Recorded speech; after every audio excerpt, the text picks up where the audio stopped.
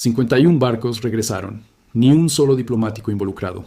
Durante semanas, Washington observó y esperó. Luego, en las últimas 24 horas, el propio ejército de Irán rompió filas con su propio gobierno y admitió algo que se suponía que nadie debía decir en voz alta. Lo que suceda a continuación en el estrecho de Hormuz podría cambiarlo todo. Quédense con nosotros. Antes de ir más lejos, bienvenidos a Siege Report, el canal al que recurren las mentes serias cuando el mundo se vuelve peligroso y los titulares no cuentan la historia completa. Si ya han estado con nosotros antes, ya saben cómo funciona esto. Si es su primera vez aquí, háganse un favor y hagan clic en el botón de suscripción. No por nosotros, sino por ustedes, para que no se pierdan lo que viene a continuación en esta historia o en la siguiente. Y antes de comenzar, nos encantaría saber desde qué lugar del mundo nos están viendo esta noche. Dejen su ciudad y su país abajo en los comentarios. Siempre es notable ver qué tan lejos y a lo ancho llega esta comunidad. Ahora, entremos en materia. Durante semanas, un estrecho franja de agua ha captado la atención del mundo.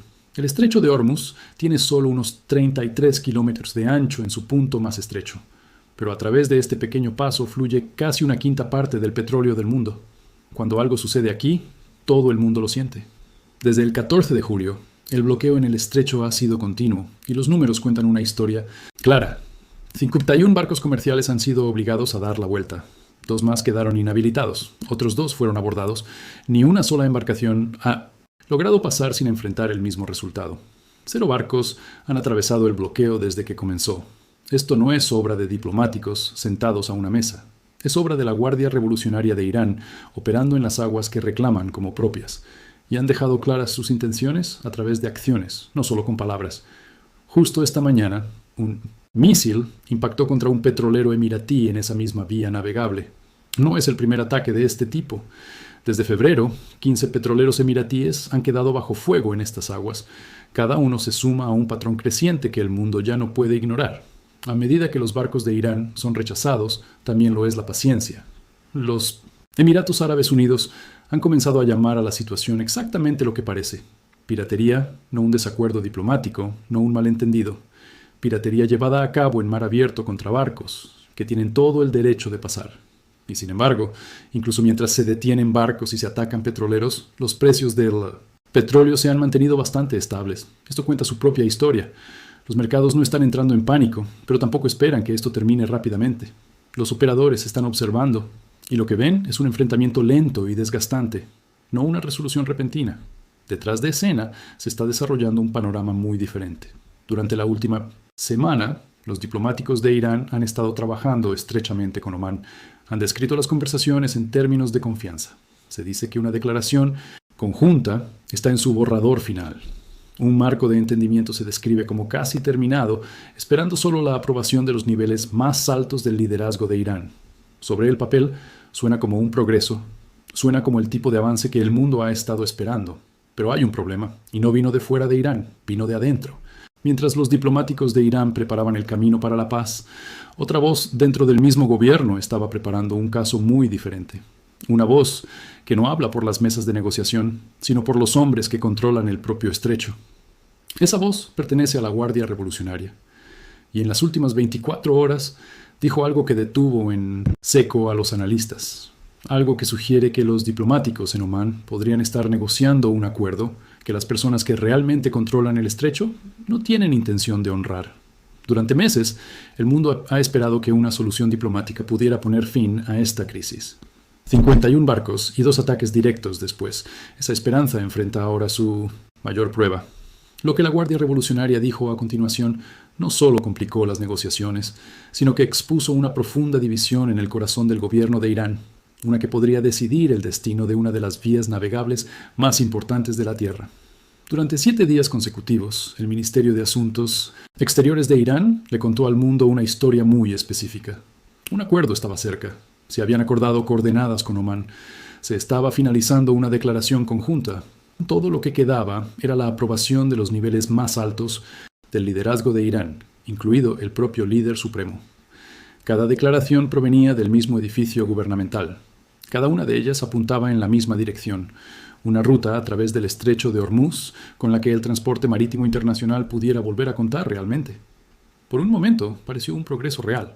Luego, en las últimas 24 horas, una voz diferente dentro del propio sistema de Irán habló, y lo que dijo cambió todo el panorama.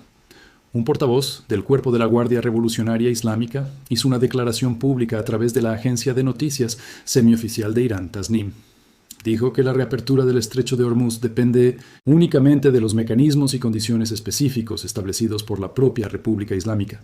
Dijo que este proceso no tiene nada que ver con las conversaciones que tienen lugar entre Irán y Omán. Lean eso de nuevo. La misma organización que controla el estrecho acaba de decir en público que el acuerdo que están negociando los diplomáticos de su propio gobierno no se aplica a ellos. Esto no fue una posición dura de negociación. Fue algo mucho más serio. Fue una señal directa de que el acuerdo que tantas personas han estado esperando tal vez no regule en absoluto la situación en el agua. Los diplomáticos de Irán pueden firmar cualquier papel que Omán ponga frente a ellos, pero la Guardia Revolucionaria ahora ha dejado claro, en términos sencillos, que no está vinculada por ese papel. Y esta no es la primera vez que sucede algo así.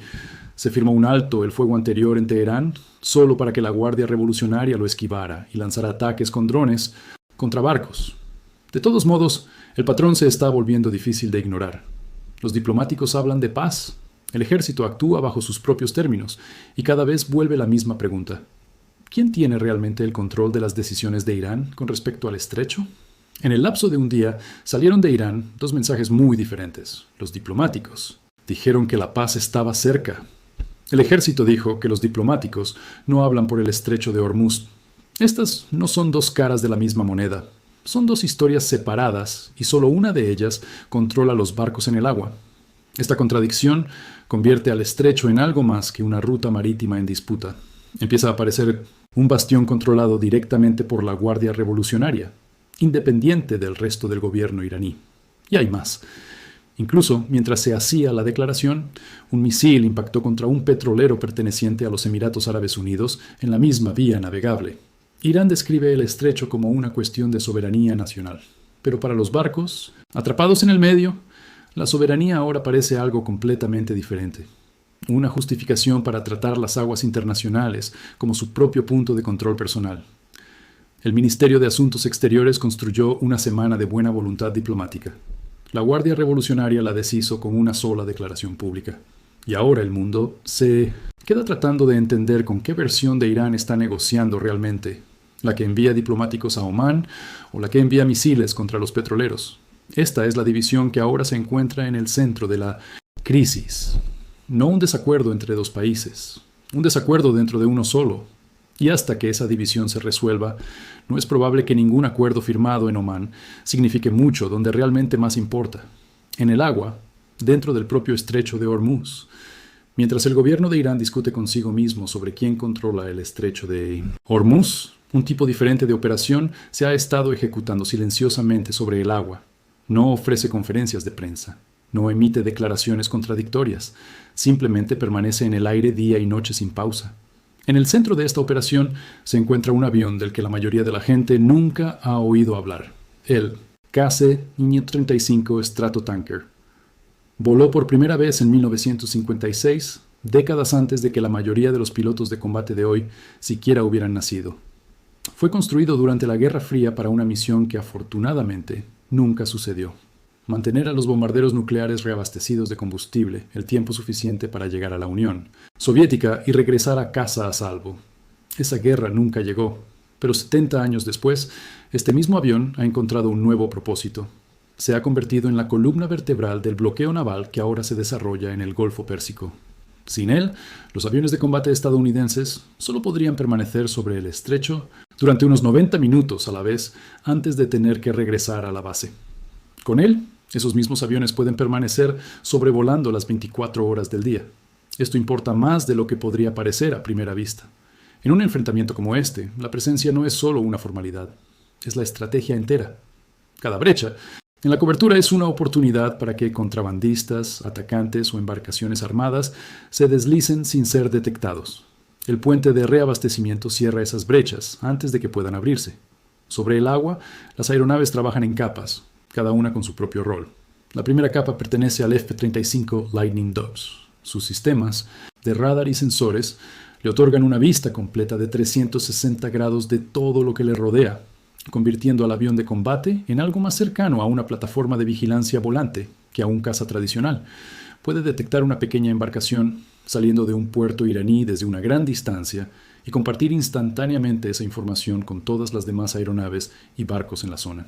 La segunda capa pertenece al F-16 Viper, que se ha convertido en uno de los aviones más activos en apoyo al bloqueo. Estos cazas llevan sistemas de cohetes guiados por láser capaces de rastrear drones en rápido movimiento.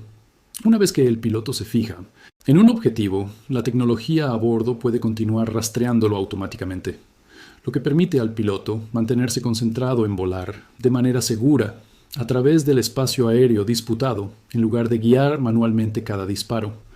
Esta capacidad importa debido a cómo opera típicamente Irán en estas aguas. En lugar de enviar un solo dron o barco, las fuerzas iraníes a menudo envían grupos de ellos a la vez, esperando que el puro número abrume cualquier respuesta. Un avión de combate, capaz de enfrentarse a varios objetivos en rápida sucesión, cambia esa ecuación por completo, y lo hace a una fracción del costo de los drones que está derribando. Detrás de estos cazas, el avión cisterna sigue siendo la base silenciosa que hace posible todo lo demás. Cada minuto que un F-16 o un F-35 pasa en el aire depende de que haya un KC-135 cerca, listo para reabastecerlo de combustible. Este no es un trabajo glamoroso. Rara vez acapara los titulares, pero sin él, toda la estructura del bloqueo colapsaría en cuestión de horas. Mirando hacia el futuro, otra aeronave podría unirse pronto al sistema, aunque aún no se ha confirmado en combate. El X-PAT de Shield AI está diseñado para despegar y aterrizar verticalmente, lo que significa que no requiere una pista tradicional o una base fija que pueda convertirse en un objetivo. Opera utilizando su propio software de misión a bordo, lo que le permite funcionar con una guía externa mínima. Según las propias estimaciones de la empresa, entre 10 y 20 de estas aeronaves podrían construirse aproximadamente por el costo de un solo bombardero sigiloso de última generación. Si estas aeronaves autónomas se despliegan eventualmente junto a los aviones de combate existentes y el bloqueo naval en curso, podrían redefinir cómo se gestiona este tipo de enfrentamiento en el futuro. Por ahora, el sistema que ya está en marcha, construido a partir de un avión cisterna de hace décadas y una rotación de cazas avanzados, sigue siendo la razón principal por la que las fuerzas estadounidenses han mantenido la presión sobre el estrecho de Hormuz, sin que una sola aeronave haya sufrido un ataque directo por parte de las fuerzas iraníes. Durante meses, muchos analistas describieron el estrecho de Hormuz como un problema diplomático, uno que eventualmente podría resolverse mediante conversaciones, acuerdos y negociaciones cuidadosas. Pero los acontecimientos de la última semana apuntan a una realidad diferente. El estrecho no está siendo controlado desde la mesa de negociación, está siendo controlado por la Guardia Revolucionaria en el agua, a través de la fuerza. Esto ya no es una cuestión de interpretación, la propia Guardia Revolucionaria lo dijo directamente. Incluso si se firma un acuerdo con Omán, la Guardia ha dejado claro que todavía se considera la autoridad sobre el estrecho. Intenta seguir aplicando sus propias condiciones, independientemente de lo que acuerden los diplomáticos de Irán en otros lugares. En efecto, el grupo que controla físicamente la vía navegable se ha separado del gobierno destinado a representar al país en su conjunto. Esto plantea una pregunta difícil para cualquiera que espere una resolución. Si el liderazgo en Teherán no controla totalmente las fuerzas que operan en el estrecho, entonces cualquier acuerdo alcanzado en Omán puede tener poco peso donde más importa. El lenguaje diplomático no puede detener un misil, solo el grupo que lo dispara puede hacer eso. Y en este momento, ese grupo ha dicho claramente que no está vinculado por acuerdos externos. Esta división no existe de forma aislada. Encaja en un patrón más amplio que se desarrolla en múltiples regiones a la vez, cada una poniendo a prueba hasta dónde puede llegar la presión militar antes de forzar una respuesta real. En Ucrania se ha estado desarrollando una estrategia similar de presión constante y dirigida, aunque orientada a un tipo de objetivo diferente. Temprano en la mañana, 3 drones impactaron contra un gran almacén logístico a más de 2.000 kilómetros de la línea de frente más cercana. Los funcionarios regionales informaron que 8 drones fueron derribados en total, y 3 lograron impactar directamente en la instalación, lo que obligó a cerrar un aeropuerto cercano. Este no fue un ataque al azar. Las fuerzas ucranianas han atacado ya unas 20 instalaciones pertenecientes a la misma empresa de venta minorista y logística desde finales de julio. Informes independientes sugieren que al menos 8 de los 15 centros logísticos más grandes de la empresa están ahora fuera de operación. La estrategia es sencilla: En lugar de apuntar a las armas directamente, estos ataques están dirigidos a las cadenas de suministro que hacen posible la producción de armas, incluidas las piezas cotidianas necesarias para construir y reparar drones. Funcionarios militares han informado que las unidades rusas se ven obligadas ahora a racionar componentes básicos como cámaras, hélices y baterías, artículos que son difíciles de producir rápidamente bajo presión. Al mismo tiempo, a miles de kilómetros de distancia, Taiwán ha estado enviando su propia señal. Los tanques de batalla más nuevos de Taiwán fueron trasladados a la pista de un importante aeropuerto internacional, posicionados junto a vehículos blindados que tomaban posiciones defensivas cerca de aviones comerciales. Se vio a ingenieros montando obstáculos entre las pistas, una clara medida defensiva. Esto marca la primera vez que estos tanques en particular se despliegan en el entorno de un aeropuerto. La razón detrás de esto se vuelve más clara cuando se coloca junto a los eventos de unos años antes, cuando una potencia extranjera intentó apoderarse de un aeropuerto a las afueras de una capital al principio de un conflicto, esperando usarlo como ruta de suministro. Las preparaciones actuales de Taiwán parecen diseñadas para evitar que un escenario similar se desarrolle en su propio suelo, ensayando las horas iniciales y más críticas de una crisis potencial, en lugar de una etapa posterior. Tomados en conjunto, estos desarrollos en el Golfo Pérsico, en Ucrania y alrededor de Taiwán reflejan un tema común. En cada caso, la presión militar se aplica de manera constante y deliberada, mientras que las declaraciones políticas luchan por mantenerse al ritmo de lo que realmente sucede sobre el terreno. Específicamente en el estrecho de Hormuz, es probable que las próximas semanas revelen si el gobierno de Irán puede unificar a su propio ejército bajo una postura coherente o si la división entre sus diplomáticos y su guardia revolucionaria continúa ampliándose. Hasta que se responda a esa pregunta, los barcos, los petroleros y las aeronaves que mantienen la presión sobre el agua seguirán siendo los indicadores más claros de dónde se encuentra realmente este enfrentamiento, independientemente de lo que se diga en cualquier declaración futura desde Teherán.